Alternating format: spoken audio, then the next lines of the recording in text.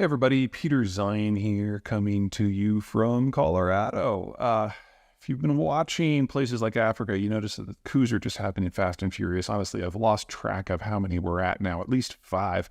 But almost all of them have been former French colonies, and that is not just a correlation. There's something very real there linking them together, and so I think it's worth exploring how this is going down and why here. And that will allow us to project forward to the future a little bit. So the French colonial experience was significantly different than that of the British one. The Brits were a mercantile empire, a corporate empire. They saw the empire as a way to make money. And the French had a very keeping up with the Joneses sort of approach. So the French liked the way the maps looked, whereas the Brits liked the way their accounting books looked. So the Brits would go out and they would look for connection nodes. Productive lands if they can find them, but mostly with the nodes where everything linked together, and they'd put themselves in there and take a cut of everything coming through. They didn't try to reinvent the wheel, they just tried to profit from the wheels coming through. Whereas the French, it was more an issue of national prestige, so the bigger the block of territory on the map, the better. And it was kind of a, sorry French people, it was kind of a kindergarten approach to geography. Trying to make your political map look great, whereas the Brits were concerned with the economic map. So I think the best example I can give you in this region, in West Africa, there's a country called Senegal, which is a sizable chunk of territory, former French colony, but there's a little bite right out of the middle of it along the Gambia River called, country today is the Gambia. And the Gambia is a former British colony. So the productive capacity mostly is on the land that the French controlled, but all of the ins and outs and the logistics and the trade was controlled by the Brits. And so the Gambia was a much wealthier colony, which generated a lot more income for the locals and for their British overlords, where Senegal, even today, is kind of not the best. And this is reflected throughout the entire region. So the Brits would go after things like the Nile, so they would take them to Egypt, or they'd go after the highland plains that have good agricultural zones and minerals, like, say, South Africa. Whereas the French would take the entirety of West Africa, regardless of what was there. So a lot of the French territories are in a place called the Sahel, which is where the desert of the Sahara starts to get a little bit of moisture. And so, you can have some people there and then transition into the rainforest.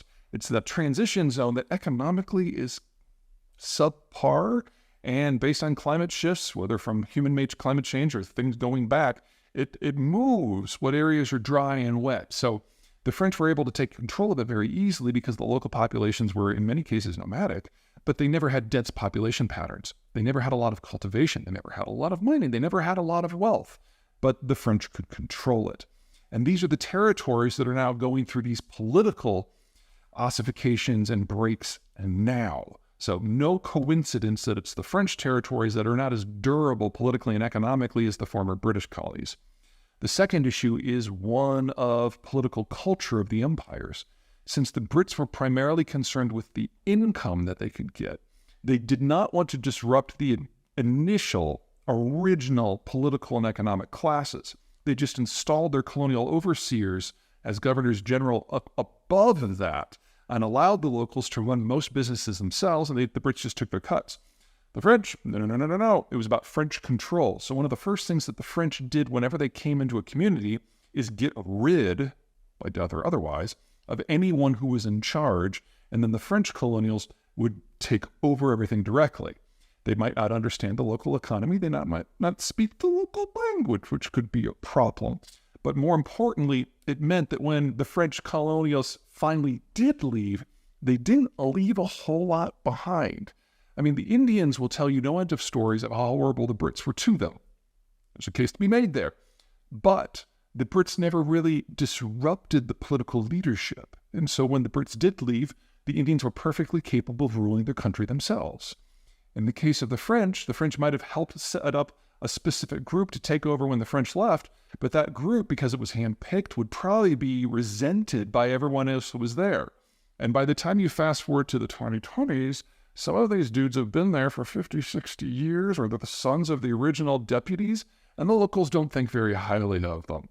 And so they're getting offed. In this sort of situation, the French have gotten pretty good at interpersonal relationships. And they're very comfortable at backing the big man who's in charge of everything.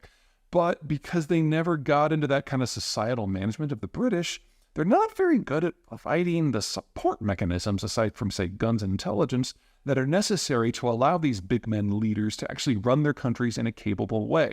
So you have a coup, the whole institution of government fails and is replaced by something else. It becomes very much a blank slate. Now, in blank slate scenarios, it's fairly easy for an outside power to come in, get them on the ground floor with something new, and try to usurp French power a little bit, because the French power got wiped away when it got turned into a blank slate.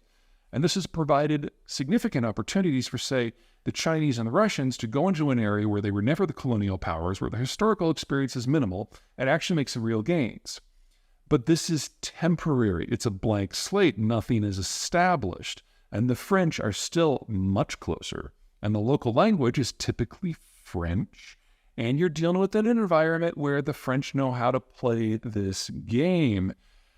Because if it's someone else's institutions, the French are perfectly capable of coming in and making their own blank slate. Remember, the French are much less squeamish than the Anglos about things like suitcases of cash and assassinations. And so what we're seeing right now is the French are trying to decide their plan of attack. Do they want to wipe out the people who wiped out their people? Double blank slate. Or do they just want to see if these people can successfully consolidate, in which case they go in with that suitcase of cash? Or are the French or the Chinese going to get there first and set up their own institution, in which case the French have to come in and assassinate someone? These are all viable options from the French point of view. But perhaps the single most important thing that people miss when they're looking at the French and their former colonies is because the French ran their empire as basically a giant ego-stroking machine as opposed to a money-making machine. That means that they don't actually have significant national interests in most of these countries.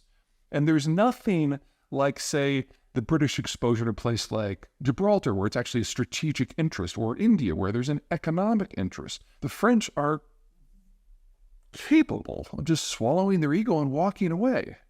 But I think the most important thing to think about here is the French are much more comfortable in this environment. They know how to manipulate it. They're better at assassinations if they don't like the way it's going to go. And because they don't have any sunk national interest in this stuff, they have no problem walking into someone else's experiment and just destroying it. So don't think of French intervention or not intervention in West Africa as the sort of thing you might see out of the Americans or the Brits or even the Russians. The sunk costs here are low, and that makes the French perhaps the most interesting thing that can happen in an international tussle. Unpredictable, because it all comes down to how the French see themselves and everyone else's details.